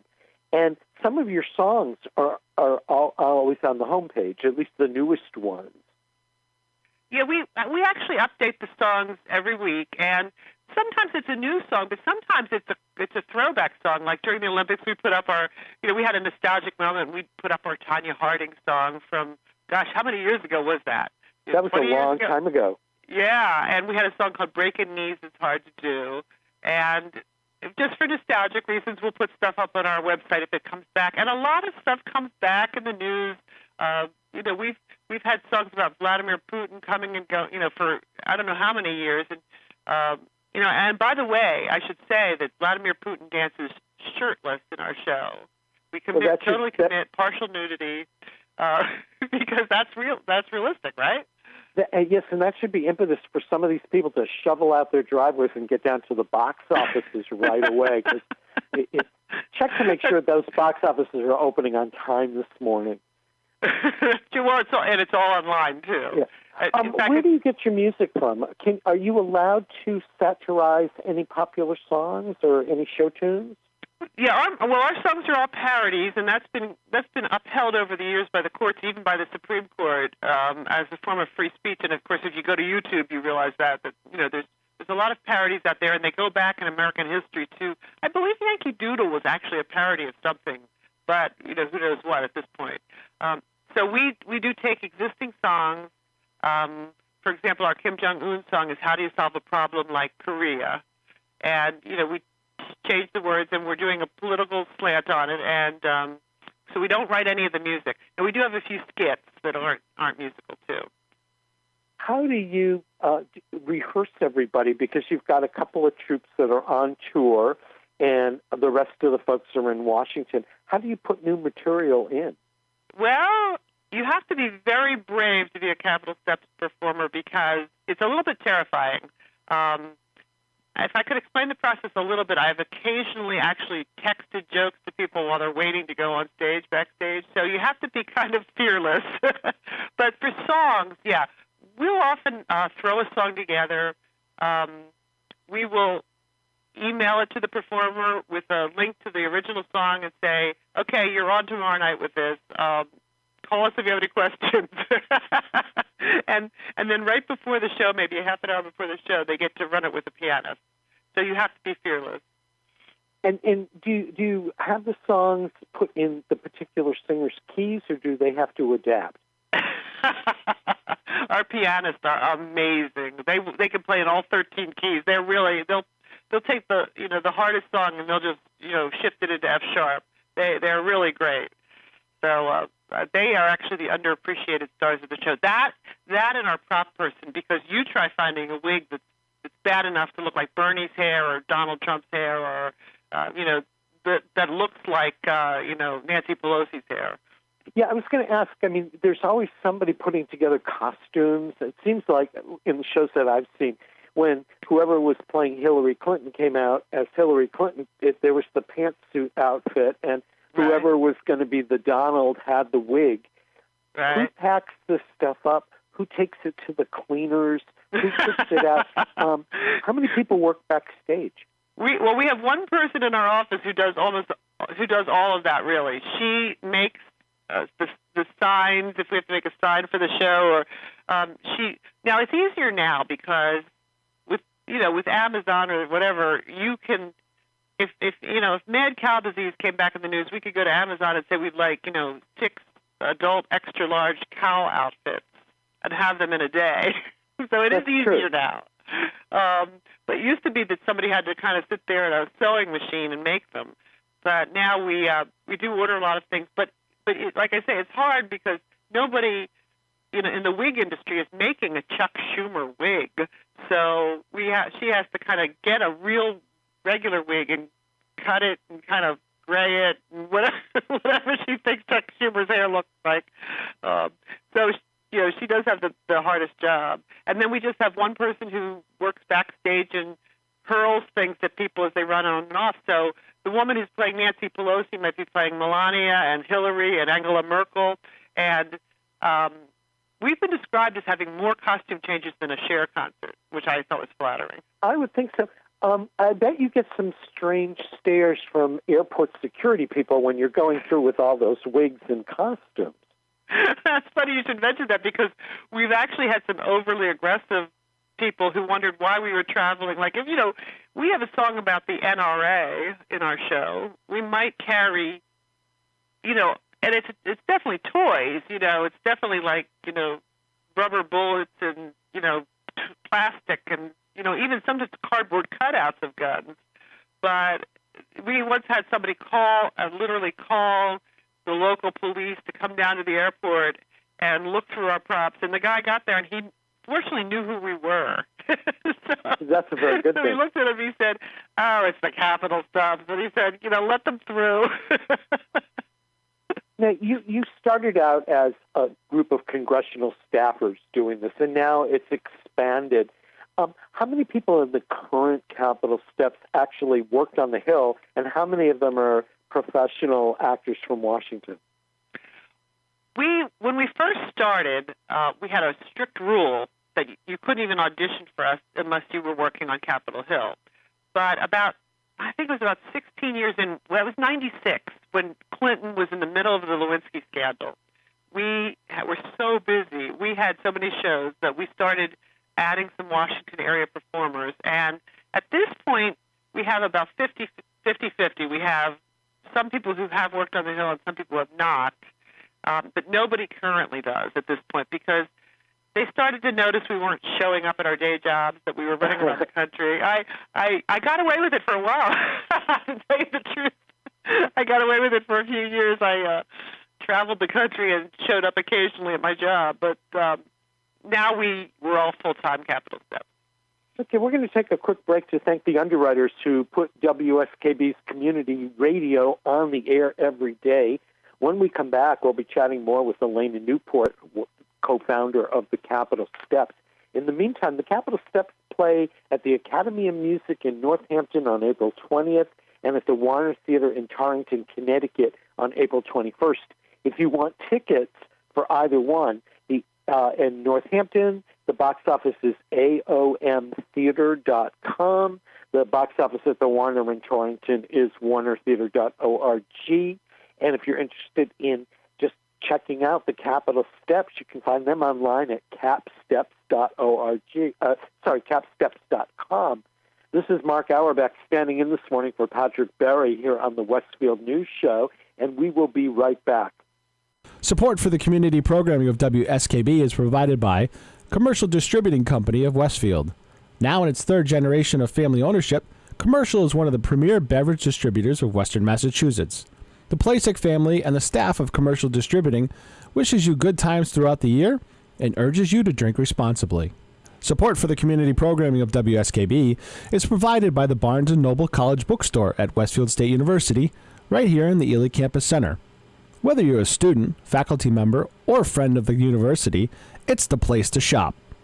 Everything from Westfield State t-shirts, sweatshirts, and gift merchandise to all of your academic needs.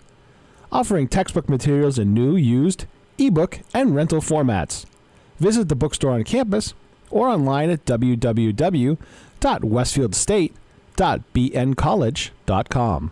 Underwriting support for the community programming of WSKB is provided by the Greater Westfield Chamber of Commerce, the voice of business for the Greater Westfield communities. Informing, educating, and advocating, the Chamber provides opportunities for members to make meaningful connections on local, regional, and state levels. For more information on the Chamber's many events, workshops, and programs, as well as the benefits of membership, visit westfieldbiz.org.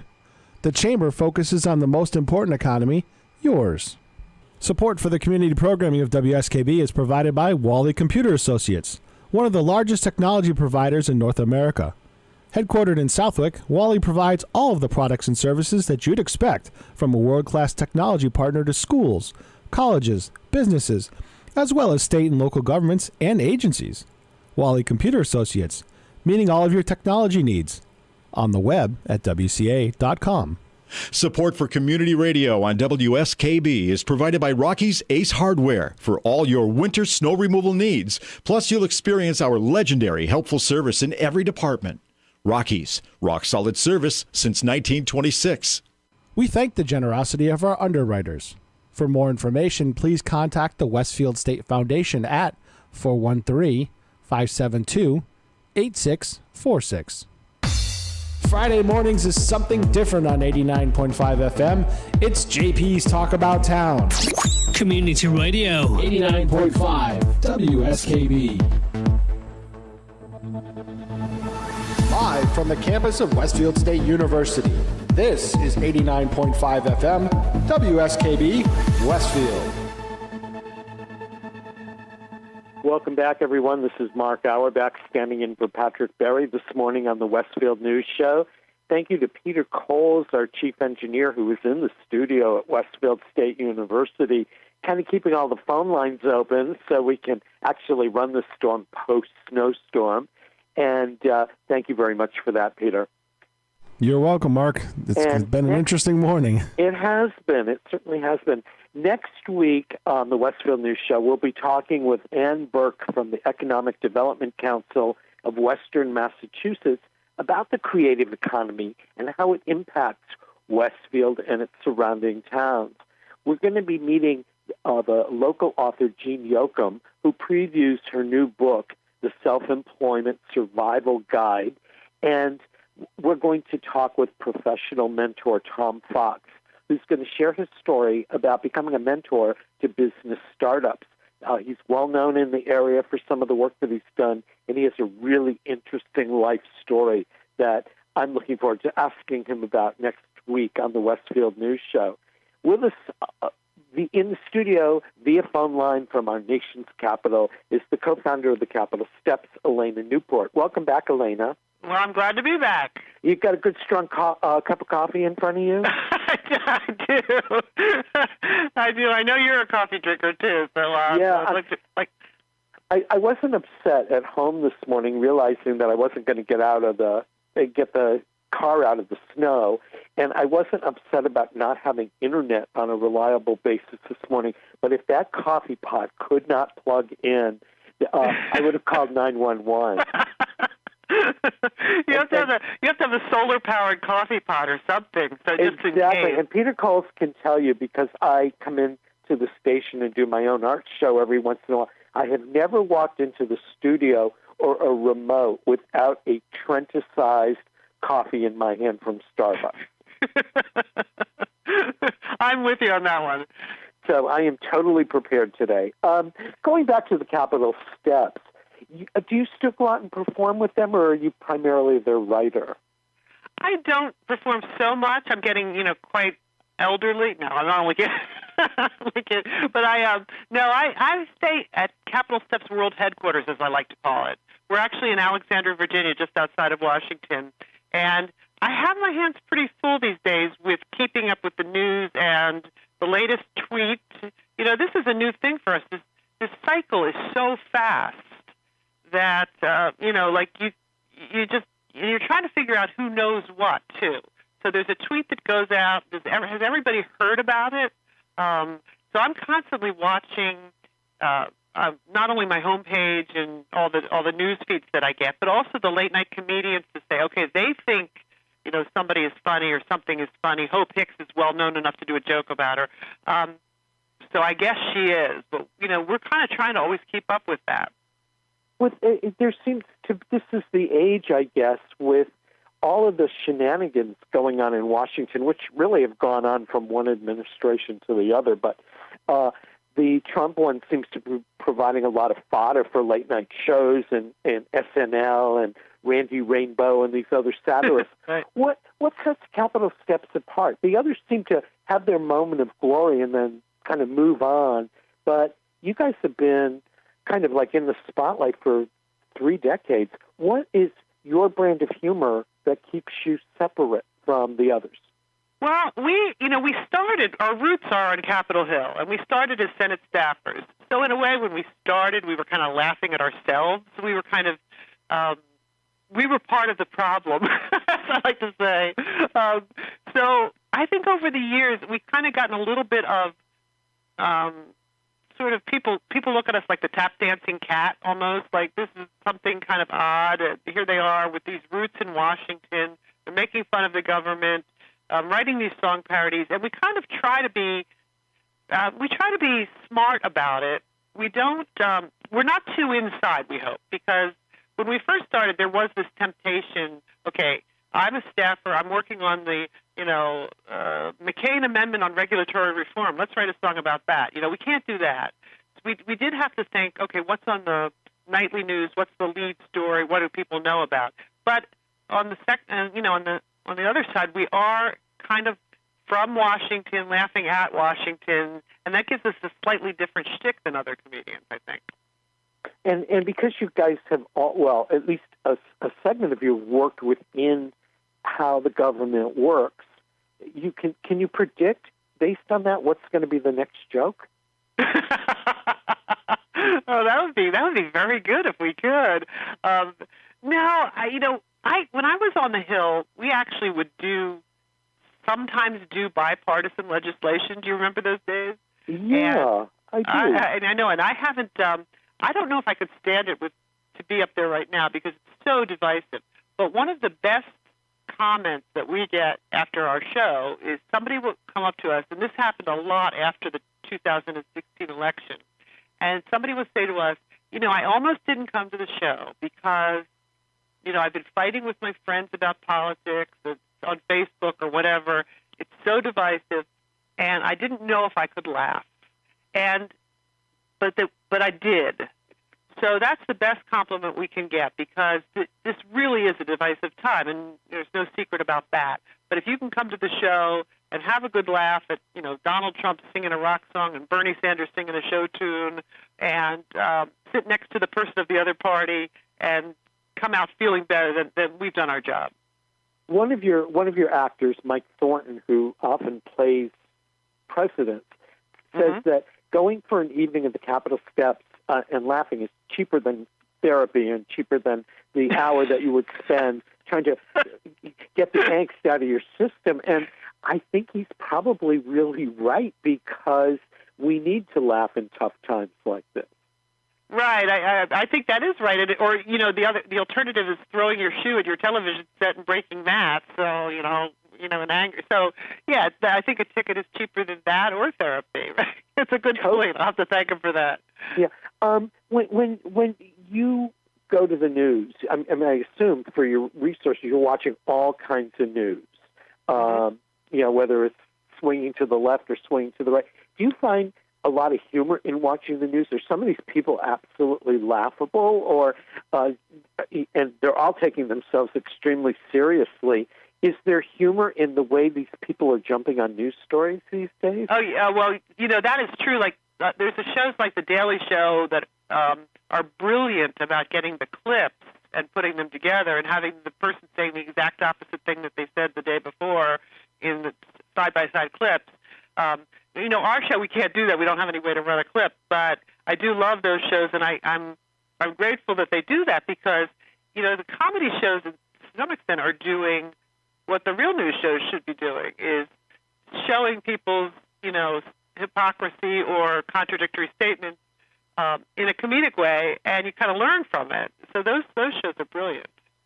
Are there any the current political luminaries, if you want to call them that you would love, if you had more writers and more time, you would love to feature center stage? Because obviously you have a 90-minute show. You have to pick and choose who gets lampooned. But are there some sitting there that you would love to do a full show on if you had the time?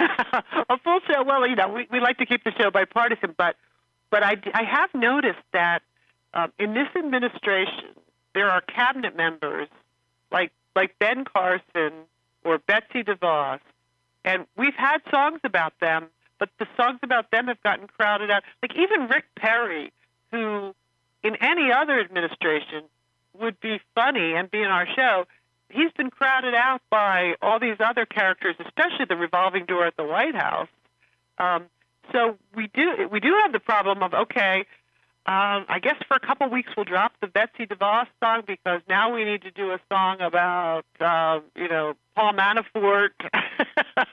So we do have sort of this, choosing among our children who's the funniest person in the cabinet today and what song makes the show this week.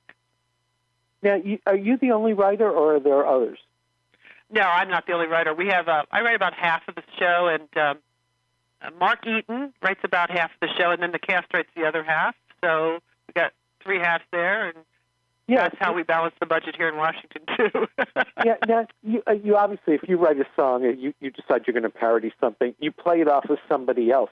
Do you judge your opinions, or do you have in theater what they call a tryout? Do you put some material together and then see how it plays in Peoria? Well, yeah, sometimes I honestly don't know how a song is going to go until I put it on stage, because I can have an idea that I think is like that's definitely going to work. And I'll give you an example. Do you remember back when Mitt Romney was running for president and there was an accusation that he had strapped the family dog to the roof of the car? I remember that. Right. So that was, I had an idea that I was going to put a guy, one of our performers, in a dog suit and have him sing Up on the Roof, the old Drifters song. And I thought this could not fail. A guy in a dog suit singing Up on the Roof. Well, people love their dogs. Nobody was laughing at that song. I couldn't figure out why. And finally somebody said to me, you can make fun of almost anything in this world, but people's dogs are like, they're too special. They won't laugh at that. Yeah, dogs and children of presidents would probably have to be off the table. Yeah, except Donald Jr. is pretty funny. But young children of presidents, you're right. Exactly. Are there any groups like the Capitol Steps in other countries, or is a political satire like this kind of unique to America? I don't know the answer to that. I mean, I occasionally hear about individual comedians, and I hear, and here too, I don't really know anybody who does exactly what we do. I mean, I grew up listening to Alan Sherman and Tom Lehrer and people who wrote songs, and there's a lot of stand-up, a lot of great stand-up, political stand-up, but we're kind of in this slightly weird niche of political song parodies by congressional staffers. We're by ourselves. Yeah. Is there any particular musical genre that you like satire and parodying of? Do you go more for pop songs of an era or show tunes, or are you going for something that the public knows? Well, yeah, you try to find a song that's widely known. I mean, in our show right now, we have show tunes. I think I mentioned How Do You Solve a Problem Like Korea. We have rock songs like Wake Me Up in Mar-a-Lago to the old, Wake Me Up Before You Go-Go. We occasionally have somebody doing a rap. I think we had Paul Ryan singing about tax cuts. I like big cuts and I cannot lie. So we try to mix up the genres, and of course we've got songs from 100 years ago and songs from 5 years ago. All about the base with Barack Obama singing about keeping the Democratic base. So we try to mix it up. How did you get to the Hill? Where were you before you started working on the Hill? And what were you the ringleader that decided to do this for the Congressional Holiday Party, or were there other people with you? No, I was actually a piano major in college for a while, if you can believe that. That seems very useless now that I think back. But it turned out that I kind of used it because when I went to work for Senator Percy, Bill Strauss was the chief of staff of the subcommittee that I was working on, and he was just jotting down these song parodies, but didn't have an outlet for them. And it was the early days of Reagan, so I think he had written a song, working 9 to 10 about Ronald Reagan instead of working 9 to 5, because Reagan was known for a short workday. And there was James Watt had just come in as Secretary of the Interior, so he wrote "Mine Every Mountain." And I said, well, I play the piano, and we got a Christmas party coming up. So it was kind of a little bit of a collaborative thing, and we thought we would do it once and just then be told to stop. But then somebody said, well, we got a party next week and the week after, and why don't you come down? And for a while we were afraid of getting fired, so we would only do like somebody's basement. You had to knock on the door 3 times to know a password to get in. We didn't want to be on the record with this. But soon we realized that the people that we were parodying, like Percy, they invited us to perform. They had us for fundraisers. They thought it was fun, and they were good sports about it. I think when I look at the body of work that you all have created over the 30 years, and in preparing to chat with you this morning, I went on the website and listened to some of the Capitol Steps albums. The current one is called Orange is the New Barack, and you can find out more about that and listen to some of the good old stuff of the Capitol Steps at capsteps.com, and you can find a link there to their YouTube channel and all of that. Is there one moment going back or one song that's your favorite over the years?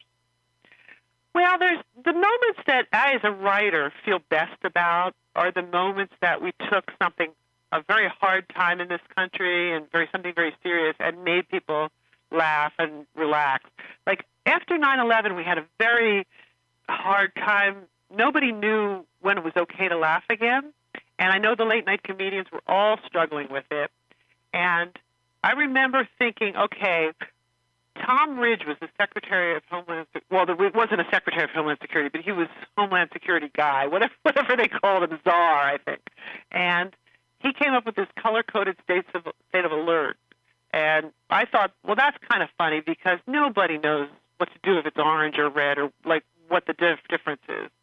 So we dressed ourselves up as the color-coded states of alert and went out and sang a song called Glory Paranoia about, everybody was worried if they saw powdered sugar on their table, was it anthrax and that sort of thing.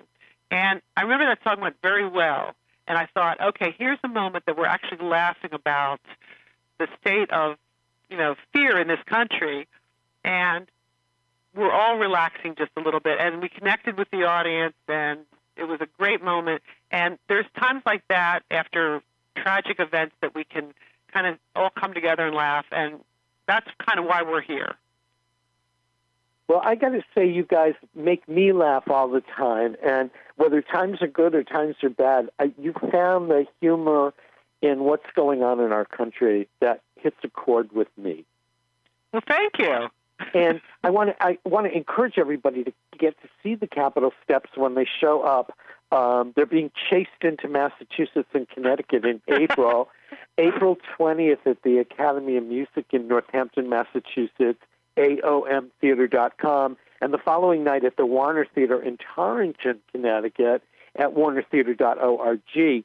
Thank you very much, Elaina Newport, the co-founder of the Capitol Steps, for joining us. And Elaina, I know you got up early this morning. If you show up on this particular tour, I will drive to either theater and buy you a latte. Okay. Thank you. Thank you. And I want to thank everybody for joining us this morning on the Westfield News Show with our guest Todd Trebour from the Arts Extension Service at UMass, the author David Horgan, and Capital Steps co-founder Elaina Newport. This is Mark Auerbach standing in for Patrick Berry. Thank you to Peter Coles, our engineer. We'll be back with another Westfield News radio show next Thursday morning from 6 to 8. We'll be talking with Ann Burke from the Economic Development Council of Western Mass. We'll be meeting the author Jean Yoakum, who's going to talk about her new book, The Self-Employment Survival Guide. And we're going to chat with the professional mentor, Tom Fox. Thanks for joining us today. Dig out, enjoy the snow, and we'll see you next Thursday.